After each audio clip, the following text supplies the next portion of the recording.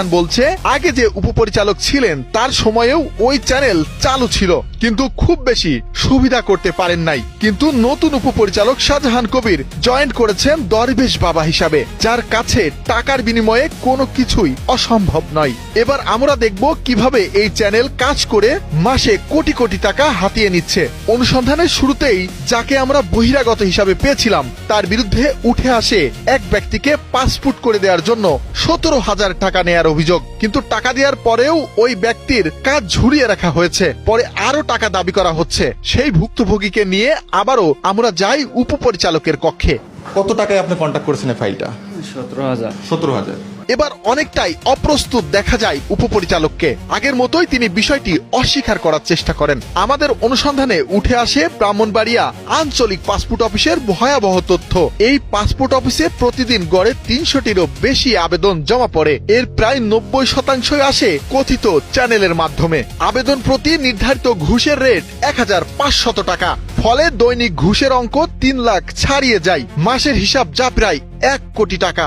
অভিযোগ রয়েছে এর 50% নেন উপপরিচালক শাহজাহান কবির। এই টাকা প্রতি বুধবার বিকেলে ভাগ বাটোয়ারা করা হয়। বাকি 50% অফিসের অন্যান্য কর্মকর্তা কর্মচারীদের মাধ্যমে দায়িত্ব অনুযায়ী বন্টন করে দেওয়া হয়। ব্রাহ্মণবাড়িয়া জেলা দুদক কার্যালয়ে পাসপোর্ট অফিসের বিষয়ে বহু অভিযোগ রয়েছে বলেও জানান একজন কর্মকর্তা।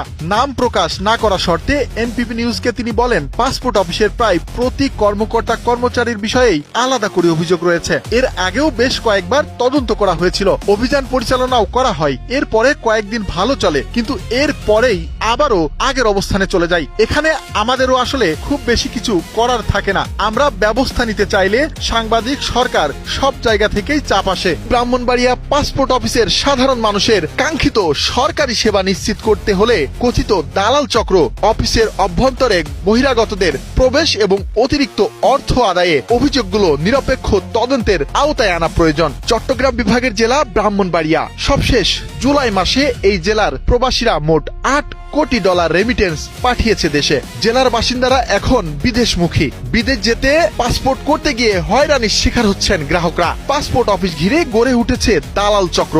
অভিযোগগুলোর বিষয়ে বক্তব্য জানতে রাজধানীর আগারগাঁওয়ে ইমিগ্রেশন ও পাসপোর্ট অধিদপ্তরে যায় এনপিবি নিউজের টিম। তবে সাংবাদিক পরিচয় দেওয়ার পর প্রধান ফটকেই তাদের আটকে দেওয়া হয়। একাধিকবার যোগাযোগ করার চেষ্টা করলেও অধিদপ্তরের মহাপরিচালকের বক্তব্য পাওয়া যায়নি। অভিযোগ রয়েছে উপপরিচালক শাহজাহান কবির মাত্র 15 বছর চাকরি জীবনে কথিত চ্যানেলের মাধ্যমে গড়ে তুলেছেন সম্পদের পাহাড়।